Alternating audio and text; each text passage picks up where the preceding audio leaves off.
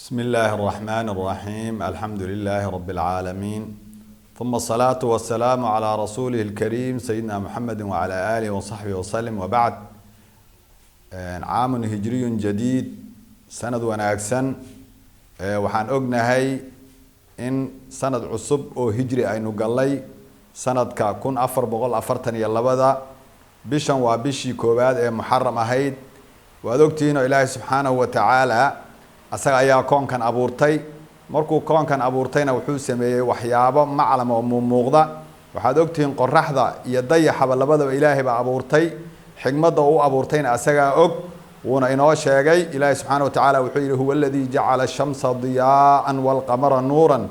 wa qaddarahu manazila lita'lamu 'adada as-sinina wal hisab ilaahay subxaanahu wa ta'aala dayaxa iyo qoraxda ba asaga ayaa abuuray si ma aragtay aad ugu ogaataan xisaabta iyo sanadaha marka waxaad ogtiin sanad cusub oo hijri ayaynu galnay marka sidaa darteed waxaynu ka hadlaynaa mowduucan hadii ilaahay yiraahdo sanadkan cusub ee hijriga ah ee munaasabada hijradii nabigeena calayhi salaatu wasalaam ayaynu kaga hadlaynaa oo waad ogtiin dawladii islaamka waxa lagu taariikheeyay hijradii nabiga calayhi salaatu wasalaam sidaa darteed marka hijradu waxa weeye sideedaba hijro maxaa la yiraahdaa hadii aan dhahno hijradu macnaheedu waxay tahay qofku inuu meel ka tago oo meel kale aado al-intiqaalu min makaanin ila aakhar ayaa la yiraahdaa marka sidaa darteed marka nabigeena calayhi salaatu wasalaam hijradiisa markaan ka hadlayno waxa weeye nabigeena calayhi salaatu wasalaam markuu ka soo tagay magaalada Makka al-Mukarrama la yiraahdo uuna soo aaday Madiina al-Munawwara marka sidaa darteed baa Makka al-Mukarrama maxaa ka kaxeeyay Madiina al-Munawwara maxaa geeyay waxaad ogtihiin duruuf ayaa keentay oo nabiga calayhi salaatu wasalaam dacwadiisa markuu ka bilaabay magaalada Makka al-Mukarrama la yiraahdo 13 sano ayuu waday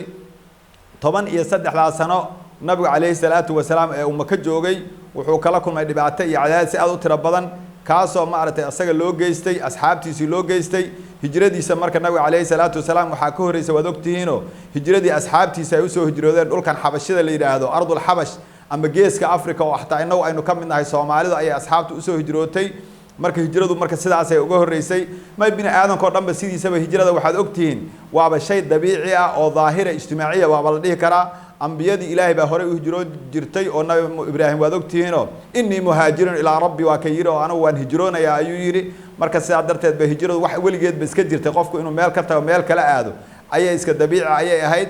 marka nabigeena calayhi salaatu wasalaam dhibaatadaas markii dhibaato badan loo geystay oo ay macnaha xataa dil la isku dayay oo dhibaato badan loo geystay ayaa ilaahay subxaanahu wa ta'aala markii dambe meesha la yiraahdo Yathrib ayaa wuxuu ugu sameeyay amba uu uga dhigay meel muhayya ah inuu u soo hijroodo markaas nabiga calayhi salaatu wasalaam ayuu marka soo hijrooday waad ogtiin marka hijraduna waa taariikhda waa shay weyn weeye maxaa yeelay waa kala bax weeye macnaha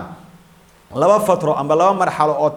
siirada nabiga calayhi salaatu wasalaam ayaa kala baxday marxalo waxa loo yiraahdo al-ahd al-makki oo 13 sano ahaa 10 sano oo maaragtay nabiga Madiina uu ku nooraa oo al-ahd al-madani la yiraahdo ayaa asagana ka dambeeyay marka sidaa darteed baa marka labada fatro amba labada marxalo kala guurkoodii ayaa waxa loo bixiyay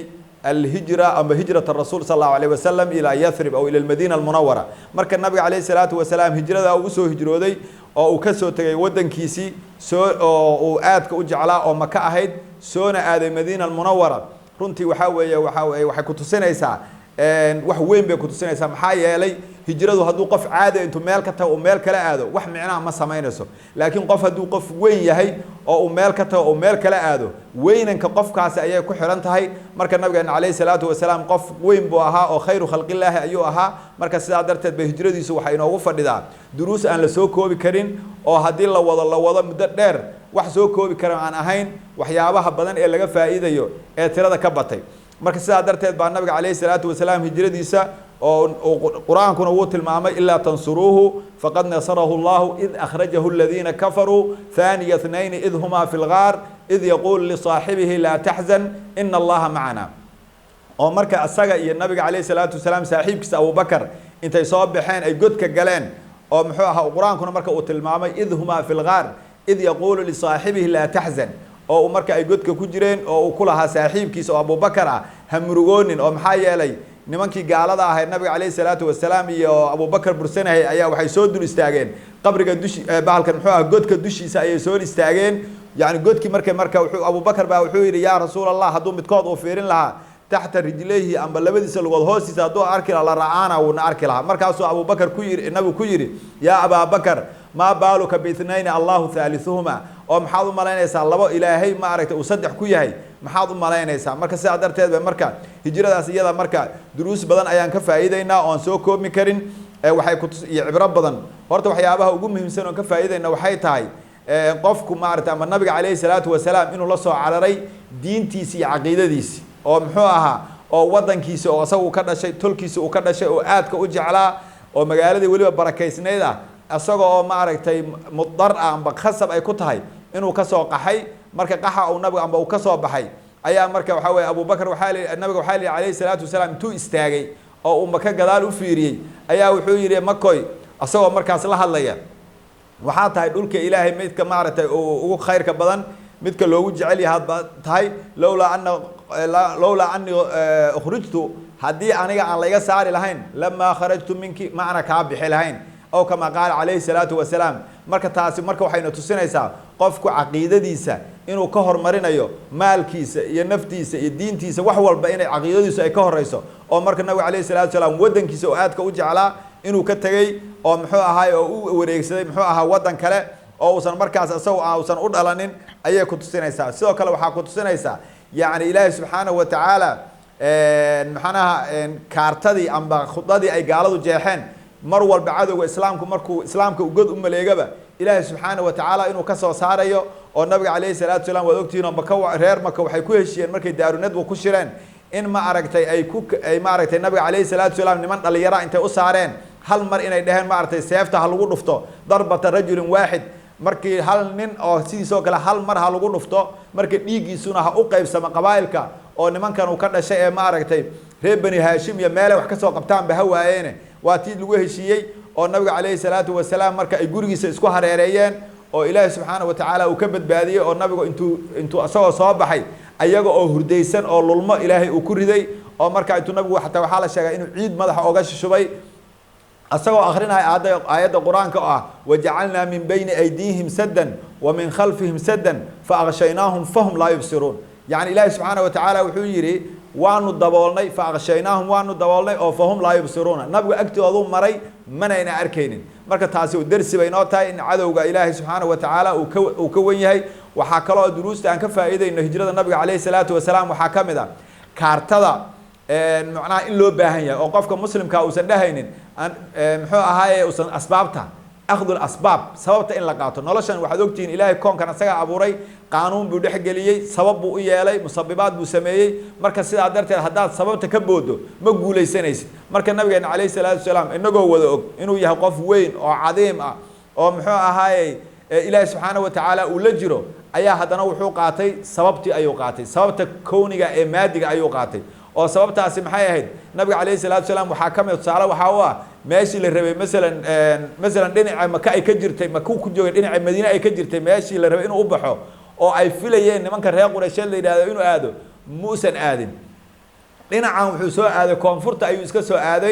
أو محوا هاي وراد قطع يعني عدو جوا على راد قطع مركز راد قطع شو وحي كنت سنة سوا وأخذهم بالأسباب النبي عليه الصلاة والسلام قد بو قلي وسببنا القاوة هذا عدو جوا بناك يسوع دكتور وكدليا وأخذهم بالأسباب هجرة يعني وحيابها هنا برا يسا كم ذا waxyaabaha kale ee hijradu ayna barayso waxa kamid ah in muxuu ahaay sababahaas oo uu sameeyay inuu sameystay nin sirdoon ah oo wararka uga keena mukhaabaraad ahaana markii uu godku nabi ku jiray dhowr bari saddex bari meelahaas uu ku jiray mar walba akhbaarta uga keenay muxuu ahaa reer maka wixii ay ku sheekaysanayso wuxuu kale sameeyay nin ma aragtay ariga ku raaca saanta iyo raadka dadka nabiga u imaanaya ee raashinka u keenaya sida asmaa oo kaleeto iyo macnaha ariga intii lagu raaco in raadkii la tirtiro marka waa sirdoon waa mukhaabaraad marka adduunyada sirdoonkuna waa muhiim marka nabiga alayhi salaatu wasalaam waxaad garanaysaa inuu qof aqli badan ahaa oo asbaabta uu sida u qaadanayay marka waxyaabaha laga faa'iidi karo waxa kamid ah hijrada nabiga alayhi salaatu wasalaam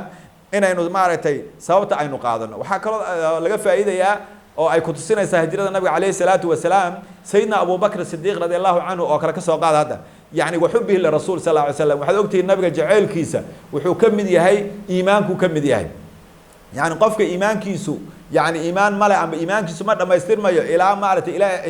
رسول كيسة معناها ونقض متك وكجعل يه أهل كيسة يمال كيسة وحول أبو بكر تاسك وتسنة يسا وحال الشيخ أبو بكر رضي الله عنه جعلك والنبي أوقبي مرك أجدك كوسي سعودين وحال الشيخ مرة إنه هراي كمره مرة قدال وكمره مرة دين عن وكمره أو وكبق يا هذه هراي أوجي ما عدو النبي إنه أسوء أجهرية وربا قدالنا وأسوء أجهرية وربا دين كستا إنه كجر سنة أي مركب وحاول يساعد درتاد بمركب وحاد كجرنا يساعد جعلك وسيدنا أبو بكر